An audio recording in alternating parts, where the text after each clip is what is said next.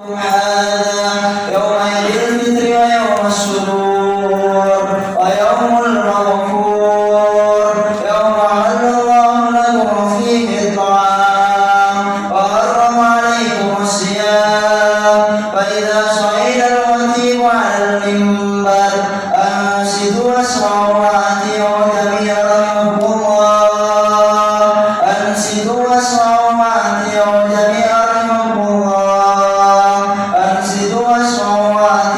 جميعا رحمكم الله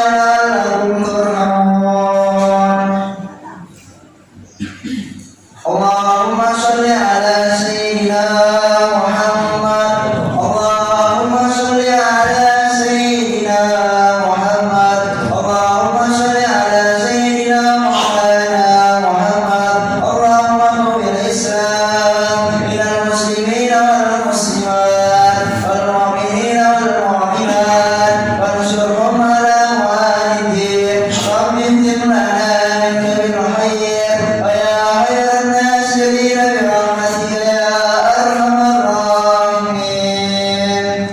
Assalamualaikum warahmatullahi wabarakatuh. Waalaikumsalam warahmatullahi wabarakatuh.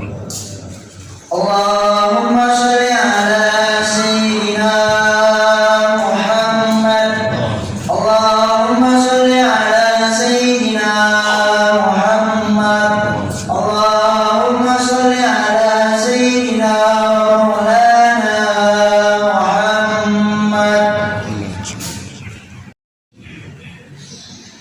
Allahu Akbar, Allahu Akbar, Allahu Akbar. Allahu Akbar, Allahu Akbar, Allahu Akbar.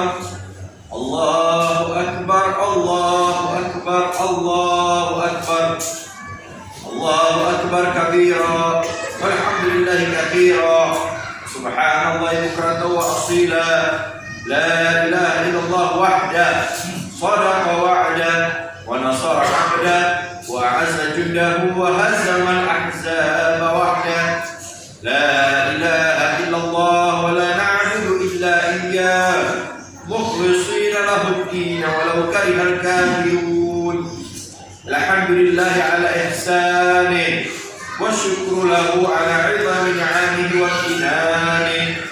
وأشهد أن لا إله إلا الله وحده لا شريك له تعظيما لشأنه. وأشهد أن سيدنا محمدا عبده ورسوله وخليله. وصلى الله على سيدنا محمد وعلى آله وصحبه ومن تبعهم بإحسان إلى يوم الدين وسلم تسليما كثيرا.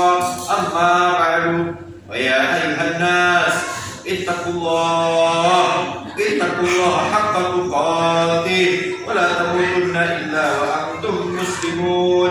واعلموا أن يومكم هذا يوم عظيم وعيد كريم أحل الله لكم فيه الطعام وحرم عليكم فيه الصيام فهو يوم تكبير وتهليل وتحميد وتسبيح وتعظيم وتمجيد. فسبحوا ربكم وعظموه وتوبوا إليه واستغفروه. Kaum muslimin dan muslimat yang dimuliakan oleh Allah Subhanahu wa taala, jamaah Masjid Anwar Hidayah yang dimuliakan Allah. Hari raya adalah hari bahagia umat Nabi Muhammad SAW. Dan bahagianya ada di dalam hati kita. Akan tetapi ketahui kebahagiaan di hati akan memancar ke seluruh anggota tubuh kita, sehingga hadirlah pandangan yang sejuk, perilaku yang lembut, dan hidup yang indah di antara keluarga dan sesama. Maka hadirin, bersama ini kami mengajak kepada para perindu kebahagiaan sejati untuk memaknai hari raya dengan menghadirkan cinta untuk menggapai kedamaian dan kebahagiaan baik dalam rumah tangga maupun di masyarakat kita. Untuk menuju kebahagiaan yang sejati, kita harus mulai dari diri sendiri dengan menata hati, belajar dengan serius menumbuhkan cinta dan memangkas hal-hal yang menghancurkan cinta, melatih diri untuk memandang orang lain dengan pandangan kasih sayang, memberikan kebaikan semampu kita dan sebanyak-banyaknya. Dimulai dengan mendoakan kebaikan, berbagi rezeki, mengulurkan pertolongan, membiasakan tutur kata yang lembut, menghindari mencaci dan mengolok-olok, serta menampakkan menampakkan wajah yang ceria. Itu semua hadirin adalah tanda kesiapan kita untuk bisa berinteraksi dengan mereka dengan baik, indah, dan penuh dengan suasana damai serta bahagia. Memulai cinta dari diri ini adalah hal yang terpenting untuk mewujudkan keindahan kebersamaan dalam cinta dan kasih sayang. Seiring orang merindukan kehadiran cinta, akan tetapi ia tidak memulai dengan menjadikan diri sebagai orang yang mencintai, kemudian berusaha untuk menumbuhkan cinta dengan menebar kebaikan kepada sesama. Itulah si pungguk merindukan bulan, mengharapkan sesuatu tanpa berusaha, maka kebahagiaan pun tidak kunjung datang. Mari kita jadikan tahun ini adalah tahun cinta di rumah kita, hadirin. Jadikan rumah penuh dengan cinta. Tidak ada caci maki di dalam rumah kita, tidak ada olok-olok di dalamnya, tidak ada saling merendahkan di dalamnya. Yang ada di dalam rumah tangga kita adalah saling sanjung, saling membantu, saling mengerti, dan juga saling mengabdi. Itulah pendidikan keluarga yang diajarkan oleh baginda Nabi Muhammad SAW sesuai dengan sabda beliau. Rasulullah SAW bersabda, khairukum li ahli wa ana khairukum li ahli. Yang artinya sebaik-baik kalian adalah orang yang bisa baik kepada keluarganya, dan aku adalah orang yang paling baik kepada keluargaku. Hadis riwayat Imam Tirmidzi. Sebaik-baik orang dalam sebuah rumah tangga adalah yang paling baik kepada keluarganya. Seorang suami yang baik kepada istri dan anak-anaknya adalah sebaik-baiknya suami, hadirin. Seorang istri yang baik kepada suami dan anak-anaknya adalah sebaik-baiknya istri. Seorang anak yang baik dan berbakti kepada orang tua serta saudara-saudaranya adalah sebaik-baiknya anak dan saudara. Maka hadirin, berlomba-lomba untuk menjadi yang terbaik di dalam rumah tangga kita, di dalam keluarga kita. Inilah yang harus kita hadirkan dalam kehidupan kita di tahun ini.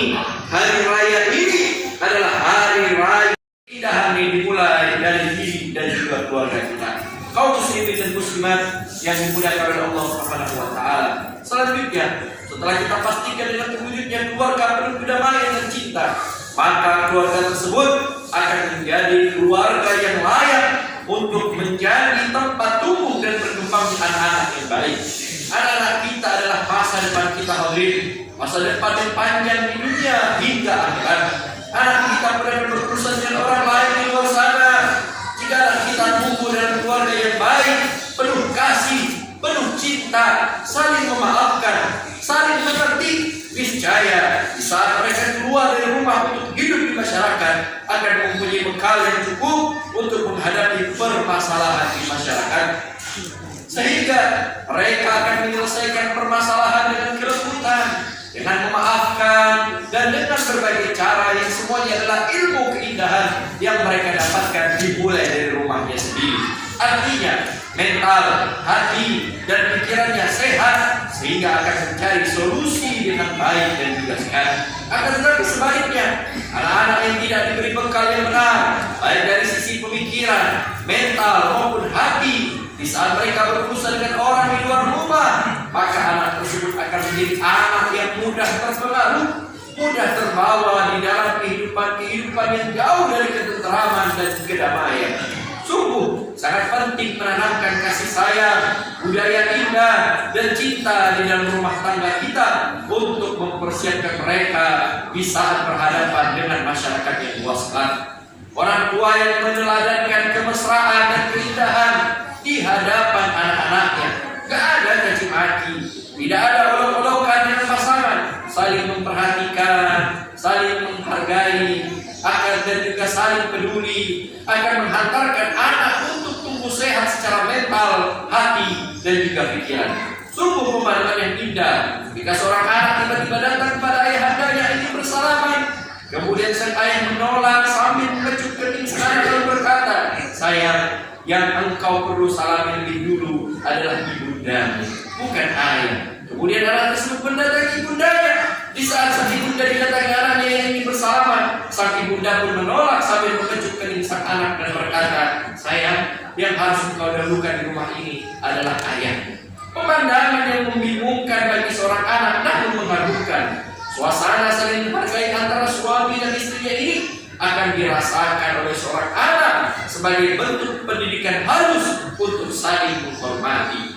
Hal semacam ini mau tidak mau akan tertanam dengan lembut dan halus di dalam hati sang anak, menumbuhkan cara hidup yang baik, yaitu penghormatan dan pengagungan kepada orang tua. Dan ini akan menjadi mukaddimah hadirnya perilaku menghargai orang lain serta kepatuhan kepada orang tua di kemudian hari. Maka dari itu, wahai para orang tua, wujudkan keindahan di dalam rumah tanggamu, dan ini adalah harga mati yang harus kita terapkan di dalam rumah tangga kita. Jika engkau tergolong orang yang keras kepala, suka marah tanpa sebab, suka mengucapkan kalimat yang tidak baik, ketahuilah di dalam rumahmu ada anak-anakmu yang akan belajar kepadamu. Anak-anak yang tumbuh dalam rumah tangga yang tidak baik, yang sering bertengkar dan bermusuhan, akan menjadi anak yang telah mudah bertengkar dan mudah bermusuhan di masyarakat. Dalam rumah tangga, anak akan merekam kehidupan orang tuanya. Bahkan bukan hanya sekedar rekam, tapi akan menjadikan referensi dan contoh solusi jika suatu ketika mereka menjalani hidup, baik dengan kawan ataupun di dalam rumah tangga mereka. Kalau ada permasalahan, anak akan langsung melihat solusinya dari apa yang dipelajarinya dari orang tuanya. Maka akan hadirlah keluarga baru, keluarga yang bisa ada masalah akan menyelesaikannya dengan cara ribut, caci maki dan olok-olokan. Yang demikian itu karena mereka punya referensi, mereka mencontoh orang tuanya, mereka melihat bagaimana perilaku orang tuanya. Di saat ini menyelesaikan masalah, yang pertama terbayang adalah apa yang pernah dilakukan oleh orang tuanya, atau tanpa disadari dia tidak punya pilihan untuk menyelesaikan masalah kecuali meniru kedua orang tuanya. Akan tetapi sebaliknya hadirin, jika seorang anak melihat ibundanya ketika punya permasalahan dengan ayahandanya diselesaikan dengan cara yang indah, cantik, penuh wibawa dan saling menghormati, maka sang anak akan merekam permasalahan itu, dan di saat suatu ketika nanti sang anak memiliki permasalahan akan begitu mudah menyelesaikannya dengan cara yang indah sesuai dengan pelajaran yang didapatkan dari pengalaman orang tuanya. Begitu juga cara hidup dalam rumah tangga yang saling menghormati, saling mengerti, dan saling mencintai ini akan berlaku di saat sang anak berada di luar keluarga dan di saat mereka kelak berkeluarga.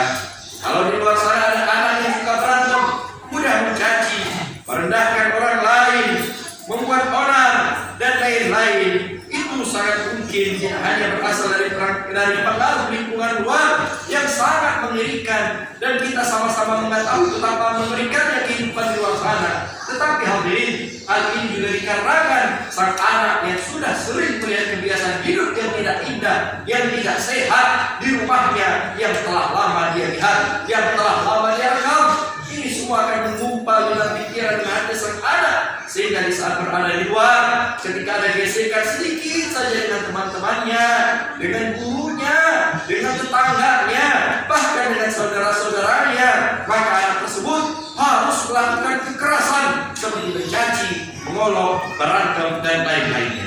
Kaum muslimin dan muslimat yang dimuliakan oleh Allah Subhanahu wa Ta'ala, maka dari itu, ayo kita bersama-sama merenovasi rumah kita, merenovasi rumah tangga kita, tapi dengan catatan semuanya harus dimulai dengan kesadaran, dimulai dengan keinsafan, dan sungguh tidak akan bisa berubah orang yang tidak punya keinsafan bahwasanya aku bisa bersalah dan aku tidak boleh menjadi sebuah kesalahan.